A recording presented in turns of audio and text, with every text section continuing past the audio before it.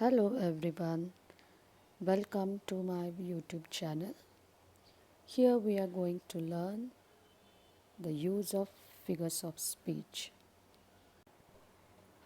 We use figures of speech to embellish or to decorate the language.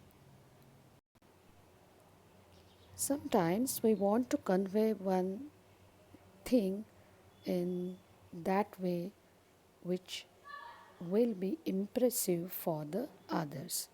So at that time we use such figures of speech in our daily routine, or sometimes we want to convey some ideas or some difficult concepts, or want to convey some thoughts. At that time even we can use these figures of speech. Let's see what are these figures of speech. Definition: figure of speech is a departure from the simple way of stating an idea to make it more effective or elegant. Or, in other words, figure of speech is a phrase or word having different meaning than its literal meaning. What is the importance of these figures of speech? In short words, it is a very important method of communication. They specify between different shades of meaning and give more accurate description. And we can say that the effective use of figures of speech brings clear meaning of words, phrases, or sentences. They express poets or writers' intention behind. It brings beauty and clarity, as painter uses variety of colors to enhance the idea of his picture and to make it more beautiful or attractive. Similarly, poet or author or writer uses various figures of speech to add flavor to him or her writing and makes his writing so much more enjoyable. For example, in many movies, also in many songs, we can find such decorative pieces of language. For example, a song, एक लड़की को देखा तो ऐसा लगा जैसे खिलता गुलाब, right? So जैसे खिलता गुलाब, like that particular rose, which is the singer or a person tries to express his feeling about that particular girl, that how she seems for him, right? So that those technicality make that sentences, that emotions more fascinating or more attractive, more enjoyable. That's why we use such poetic devices, figure of speech. Here I have made a classification of this figure of speech on the basis of particular uh, concept like comparison, contrast, association, construction, repetition, sound, imagination, indirectness, and emotion. First, let's see here comparison. Under comparison, the figures of speech come simile and metaphor. And the figures of speech that shows contrast, they are antithesis, paradox, epigram, oxymoron. Then association. So in association you can see metonymy, synecdoche, transfer, epithet. Then here construction. Under construction, we have climax, anticlimax, inversion, and tautology. Then repetition. Repetition, alliteration, and repetition. Okay. Then sound. Some figures of speech that are associated with sound, they are pun and onomatopoeia. Then imagination. Under imagination, the figures of speech come and they are personification, apostrophe, hyperbole. Then indirectness. Indirectness, litotes, irony, euphemism. Then some figure of speech that shows emotion and they are exclamation and interrogation. Okay, so these are the class, this is the classification of figure of speech.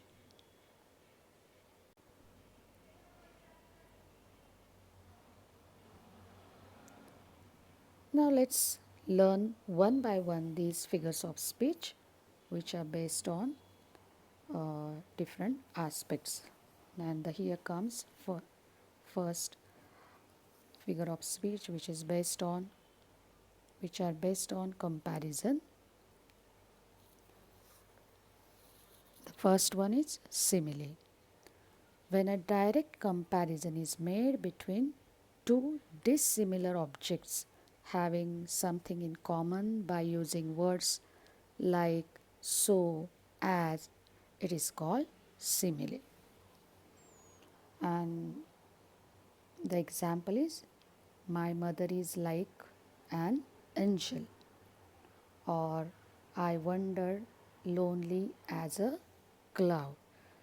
So the things compared must be different in kind and there must be similarity existing between these two things, and it must be very clear. So here mother is compared with an angel and the loneliness of a poet is compared with a cloud.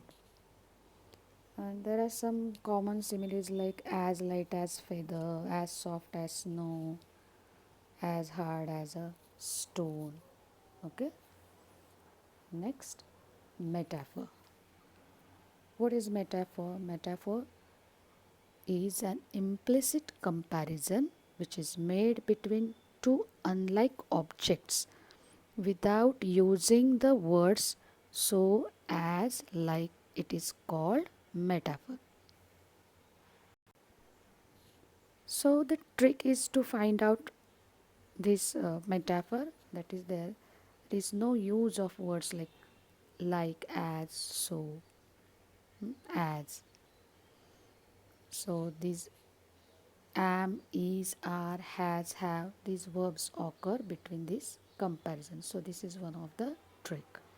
For example, the camel is the sheep of desert. The camel and the sheep are indirectly compared. Or you can say the neighbors around my house. Sorry. The neighbors around my house are the devotees of warmth and affection. Now here the neighbors are implicitly compared to the devotees. Okay, now let's see some other figures of speech based on contrast. And the first is antithesis. When one idea is set against another in a balanced form of emphasis. In other words, two ideas of opposite meaning set against each other. The sentence must have two halves and the halves should balance each other. So here anti means opposite, antithesis means idea. So two opposite ideas are put together in a sentence to achieve a contrasting effect. Now the example is, to err is human, to forgive divine.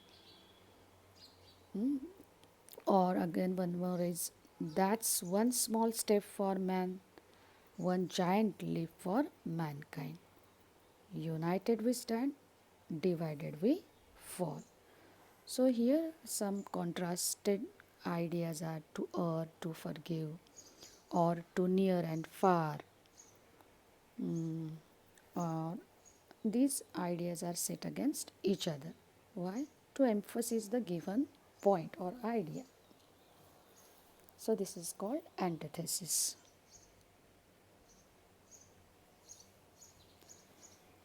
The second paradox, which is based on contrast, is paradox. Paradox is a statement that seems to be absurd or contradictory, but may be true. It is also contradictory statement. And the truth is conveyed in a strong way. And the example of this paradox is I message those who do not message me. Here, I only message those people who do not message me. So, these are the contrasting ideas. Again, the king is dead. Leave, sorry, there is a spelling mistake. Long. Long live the king. The king is dead. Long live the king. In the first half, there is another idea, and the opposite idea of the same is in the other that part of this sentence, that is king is dead, but we have to say long live the king. So this is called paradox. The next one is oxymoron. When adjective and noun are placed side by side, though they make opposite sense. For example, the most learned fool in the country, or it is an open secret, he is an honest thief. So here two contradictory words are apparently placed side by side. For example, learned fool, open secret, honest thief. So thief never be an honest, secret never can be opened, right? And a fool cannot be a learned person. So this is called oxymoron. Then the fourth one is epigram. Epigram, an apparent contradiction in language which causes a temporary shock or draws attention. And in another words, a brief pointed saying that expresses something in a clever or funny way. For example, failure is the step of success. It is a brief point saying that expresses something about success. Okay. One more example is he makes no friend who never made a foe. Okay. So there is apparent contradiction in the sentence causing a temporary shock, and this brings a deeper meaning. So epigram is closely allied to antithesis. In both sentences we find contradiction, but the contradiction in antithesis is real, whereas in epigram it is only apparent. So you have to keep in mind which is apparent one and which is the real one. So that is based on this, the type of figure of speech, antithesis or epigram. I'll repeat again, antithesis is real, whereas epigram is only apparent. Fine. The next one is climax. Sorry. the figures of speech based on association. And the first one is metonymy. When a thing or a concept is not called by its own name but by the name of something or closely associated with that thing or concept. For example, gray hair must be respected. Here, gray hair means old or elder people. So, these gray hair are associated with these elder people. So, this is called metonymy. Or another example is the pen is mightier than the sword. Here it's not real pen, but the words have more power or strength than the sword. So pen is associated with writing. The next figure of speech that is based on association is synecdoche. When one noun is suitable for another of a similar meaning, it is called synecdoche, or in other words, a part is used to understand the whole and the whole is used to indicate part. For example, the whole village goes to the city to work.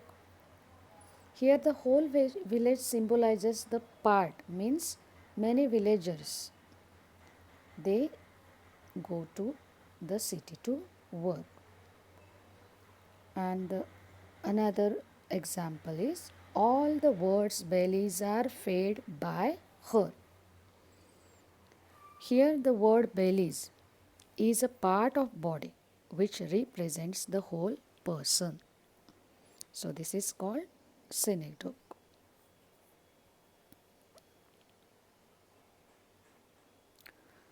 Another third one is transferred epithet. When an epithet means an adjective, is transferred from one noun to another, which it does not technologically belongs, it is called transferred epithet. For example, he has sleepless nights during examination.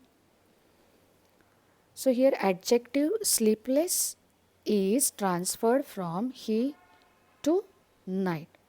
Or another example, I look from thoughtful eyes.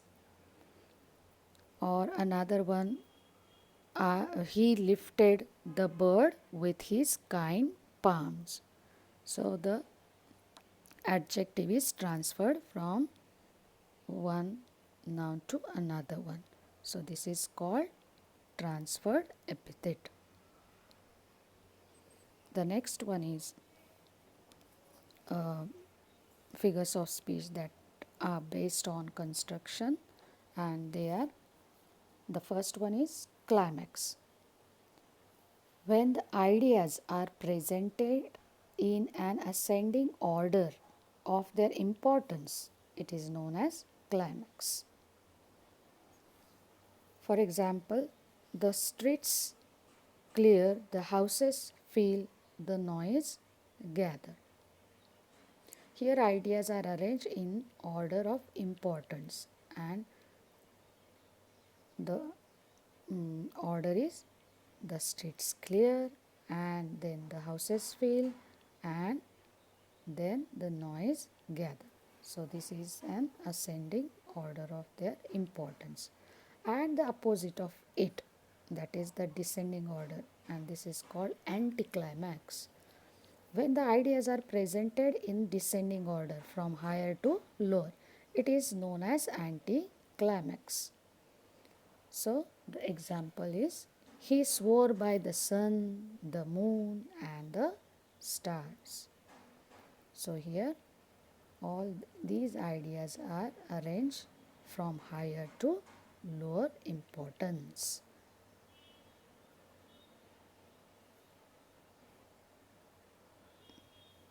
The next one, inversion. When the correct grammatical order of a sentence is not followed, it is called inversion.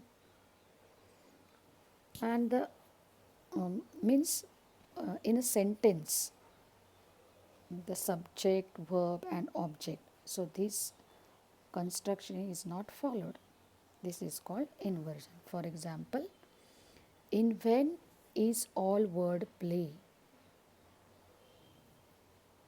So the correct order is all word play is in when. But here for the poetical effect, or if the poet wants to rhyme that particular line, he play with the words. He or she plays with the words, and so she turns that correct grammatical order according to her demand. So the next one is rest in the bottom lay, but the correct order is rest lay in the bottom. It's not lay. Okay, the correct sentence is rest lay in the bottom. Then the fourth one is tautology. When words having similar meanings are used for emphasis, they are called tautology. For example, he wants to listen the stories of fairy tales. So stories and tales are the same words, or the words having similar meanings. Then she is smart, intelligent, and brainy. So again, these words gives the same meaning. This is called tautology.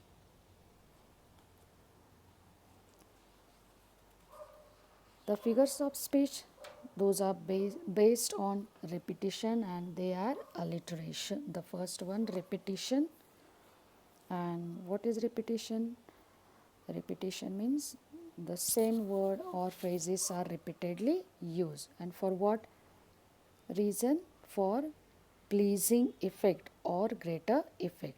For example, my love is like a red, red rose. So here the word red, red is repeatedly used because the poet wants to convey his deeper feeling of love or his intensity of love. So here for greater effect he wants to use this word red, red repeatedly. Then comes alliteration. When the consonant or vowel sounds are repeated for musical effect, it is known as alliteration. For example, here again, my love is like a red, red rose. See the consonant letters L, L, R, R, R. So these sounds are repeatedly used in this line for the poetical or musical effect. The third one is refrain. When a line is repeated many times, it is known as refrain. In the stanza or in a poem, a line is repeatedly used by the poet, it is called refrain.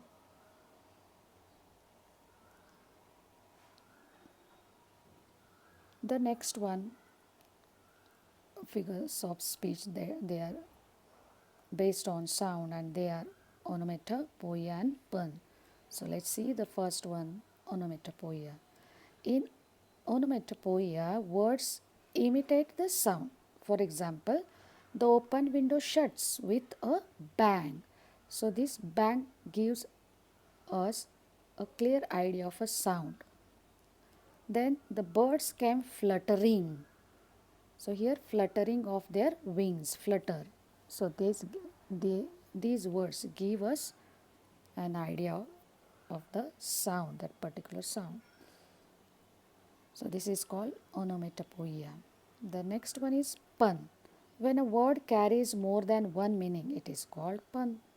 For example, now my has also moved into a flat.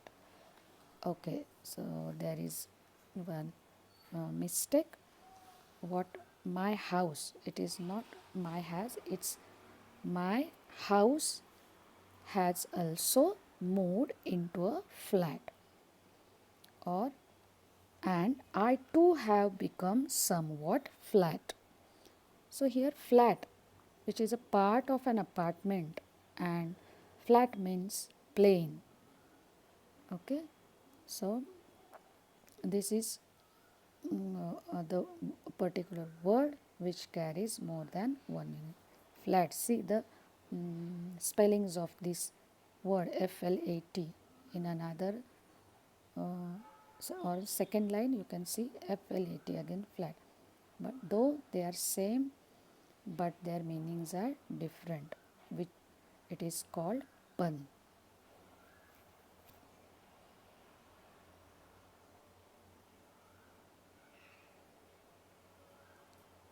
Then comes the figures of speech based on imagination, and the first one is personification. When non-living things are or abstract ideas get human qualities, or they are spoken as if having the qualities of human being, it is called personification. And the example is, the stars are dancing in the sky. Here dancing quality of human being is given to the stars. And in the second example, the apple tree said to the man. So apple tree never speak, so he cannot say anything to man. So this is personification, because only man can speak. But here apple tree is speaking, is saying something which is not in reality. So this is a human quality of speaking given to the apple tree. This is called personification. The next one is apostrophe. When direct address is made to the dead or an inanimate object or an imaginary character, it is called apostrophe. For example, "O moon, give me some moonlight." So here, poet is speaking with the moon. So here the moon is personified or addressed, which is inanimate object. And the second example is "Goodbye Winter."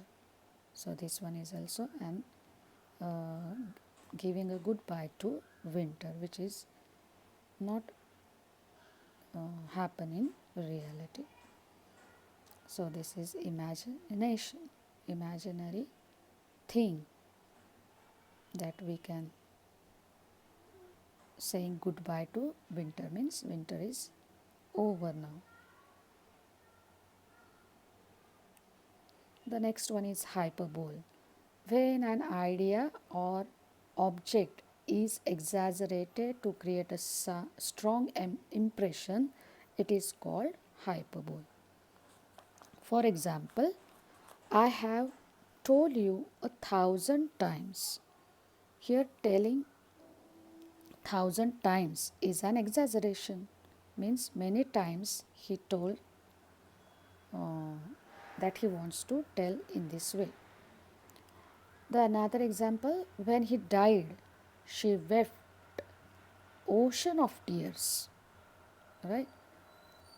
So it is not that how much she wept, it is conveyed to through ocean of tears. So this is called exaggeration. It is called hyperbole. The next figures of speech, and they are based on indirectness, and the first one is irony. When an intended meaning of words is different than the actual meaning of words, or the real meaning is the opposite of what is literally conveyed, it is known as irony. For example, "He is a nice kind of friend who tells all my secrets." Right? So here exactly the opposite of what it is said is implied. We can see in another example, "The wedding planner's wedding was a chaos." See, this is the opposite of what is, who is planner, wedding planner. but his wedding was a chaos. So that is a opposite of what is literally conveyed. The next one is euphemism. When soft or mild words are used to convey harsh ideas or strong ideas or reality, it is called euphemism. For example, he is sorry.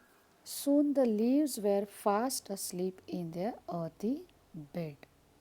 Here the harsh fact of the process of the death is conveyed in milder terms.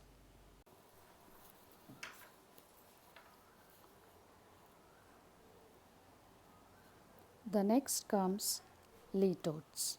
When a strong affirmative ideas is expressed through a negative statement, it is called Litotes. For example, Shivaji was not an ordinary king. It means Shivaji was an extraordinary king. Or in the other example, it's not a difficult task. So here it is a easy task. So when these strong affirmation ideas are conveyed through a negative statement, they are called litotes. And the figure of speech based on emotions are the first one, interrogation. When a rhetorical question is asked for exaggeration and not for getting an answer, it is known as interrogation. For example, am I a fool to not understand your evil intuition?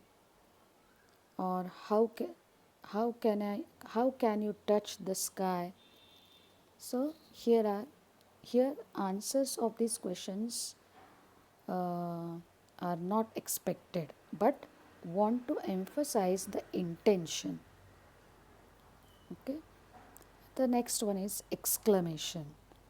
When a statement is made in the form of exclamation instead of a mere sentence to show strong emotion, it is called exclamation. For example, how honestly he put this idea. And one more example is, oh, what a beauty. So here the strong emotions are conveyed through exclamations.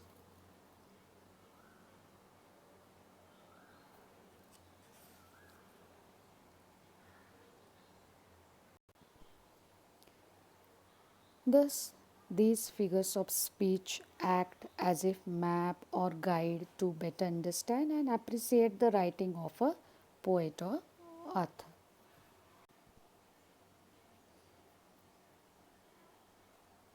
I hope you may have understood this use of figure of speech, their meanings, then the variety, the classification, which is based on different things, and you can use in your language, in your writing, to improve your writing skill.